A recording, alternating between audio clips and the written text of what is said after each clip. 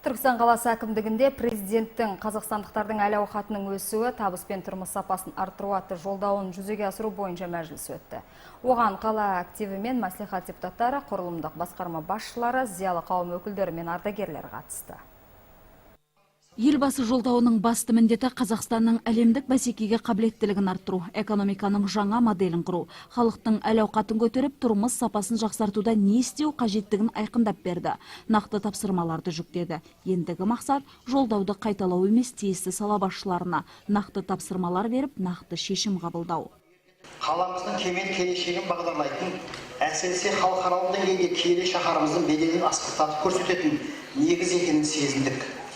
Сонымен бірге күні кеше ғана іргесі бекіген Түркістан облысы дамуының жаңа көкжиектерін белгілейтін бағдарлық нысана бола алатынын ұқтық. Өйткені мемлекет басшысы қайсы бір жиында болмасын барлық бағытта Түркістанға өз тарапынан барынша қолдау көрсетіп отырды. Дәл қазір Түркістан дамудың даңғыл жолына түсті. Президент жолдауы экономика өсімі мен қазақстандықтардың тұрмысы жақсаруын қамтамасыз ететін ауқымды әлеуметтік экономикалық жобаларды жүзеге асыру үшін жаңа мүмкіндіктерге жол ашты. Біздің міндетіміз мемлекет басшысы бастамаларының толық уақытылы және сапалы жүзеге асырылуын қамтамасыз ету, дейді түркістандықтар. Біздің түркістандықтар өте қуаныштымыз. Жолдаудағы айтылған әрбір мәселеге жете мән беріп, оны қолдаймыз. Міне мысалы, жалақыны 1,5 есеге көбейту. Ал енді мынау мемлекет қызметтегілердің жалақыларын 35%-ге көбейту. Ал енді мынау учаскелік инспекторлардың жалақысын 20%-ге көбейту.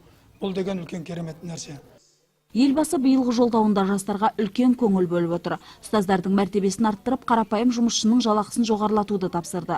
Жолдаудағы міндеттерді жүзеге асыруға 1,5 триллион теңге аударылды. Бұл қазақстандықтардың әл-ауқатын арттыруға барынша тиімді жұмсауымызға қажет ететін үлкен қаражат.